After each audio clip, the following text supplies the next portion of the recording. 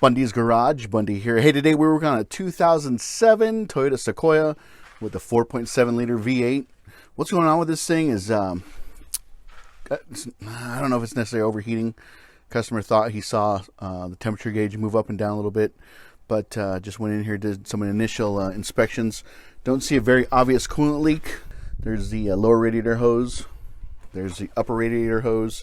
But when I went to look at the radiator cap, it seemed a little old and worn out, and then there's not a lot of tension that holds this radiator cap on, and it seems just old to me. So I would recommend replacing that, which we're going to do. And then when I look down here, it is dry, right? That's something you don't want to see. And then looking at the coolant reservoir bottle, that is dry as well. So you guys can see down there. I'll try to get a shot of the level. Yeah, so you can see on the side down here. So you can see there is some coolant. And then let's see, where is it? Right here where my finger's at. Right there where my finger's at, that's the high coolant level. So when the vehicle is warm, the coolant should be up to that level. And then right down there in the bottom, kind of right there, that's the low coolant level. When the engine's cold, the coolant level should be at that point. Because as the engine warms and cools, it takes away coolant and adds coolant to the radiator, depending on what it needs. So I would also recommend replacing the thermostat with a Toyota OE thermostat. Don't use anything else. I know you guys are trying to save money, but don't skip out on the thermostat. I've heard all kinds of horror stories about aftermarket thermostats that seize up and then destroy engines. So there's 3 10mm bolts that hold this on. I don't have the thermostat today. It's a Sunday. 3 bolts that hold this. One right there on the top left, one on the right. So I can't really get a view of the third one on the bottom. But if you followed this one down right here, there's a bolt, another 10mm bolt that sits right there. So do this job. I would do the thermostat, upper and lower radiator hose, and I also pressure test the system.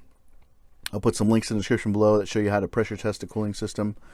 But I would do that. Thermostat hoses, I'm going to top this off with the appropriate coolant. I'm going to top this off as well. So let me show you that real quick. Got Valvoline Zurex right here for Toyota, Lexus, and Scion. It is made for Asian vehicles. It's already pre-diluted, so you don't have to dilute it all. It's already 50-50. And then I got the radiator cap right there, the new one from O'Reilly Auto Parts. Love O'Reilly's. I would way rather shop at O'Reilly's than AutoZone any day. I just believe that the quality of parts from O'Reilly's is far superior to that of AutoZone. If you guys disagree with me, leave a comment down below. Tell me why you love AutoZone. So I will oh yeah, that part number is 7036 for those of you who cannot read. Okay, so I will fill this up, top this off. The engine is warm, so I'm going to take it to the high level on the coolant reservoir bottle. One thing I like to do before leaving the store is go ahead and make sure that that seal is in place before leaving the store. That way you know you're getting a brand new fresh bottle of antifreeze. I'll even turn it upside down so you guys can see. Brand new. So just a quick tip. Go ahead, check those seals before you leave the store. One thing I want to show you guys is how loose this radiator cap is. I'll actually put it back on so you can hear like the spring and how it's kind of worn out. Did you hear that? Right there at the end. Okay, let me show you the new one. You're not going to hear that at all. If I can find the right. It's nice and tight. Nice and tight. So that's what you should hear. Wait, that little click you're hearing is this clamp hitting the side of the radiator cap. Well, let's fill it up. Got my new ball of Zurex.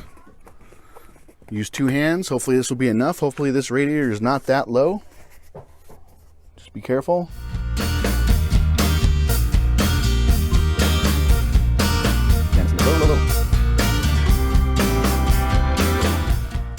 Okay, now fill up the reservoir bottle. Okay, so just top it off to the full level. Like I said earlier, this engine is warm. So put that there. Don't grab the wrong radiator cap. Put the new one on. Like you said, he's kind of experienced some overheating issues, and hopefully this takes care of it. I don't like the way this clamp sits.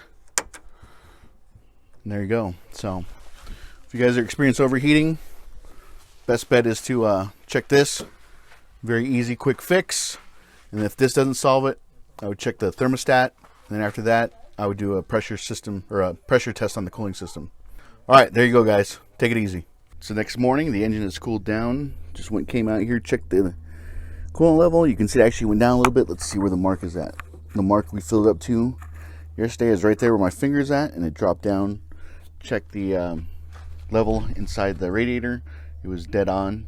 And when I actually popped this off, you could hear like when a cooling system is completely sealed, you hear like a little pop, like no pressure has escaped from it. So it's releasing the pressure when you take the radiator cap off, and you hear like a little poop, and that means that there's no leaks inside the system. So this cured our problem. Another thing I forgot to mention was that when after he'd get done driving it, you'd hear little air bubbles coming into the reservoir tank, and that stopped after we replaced the radiator cap with a new radiator cap. So that was the problem. There is no leaks in the cooling system. Everything is good.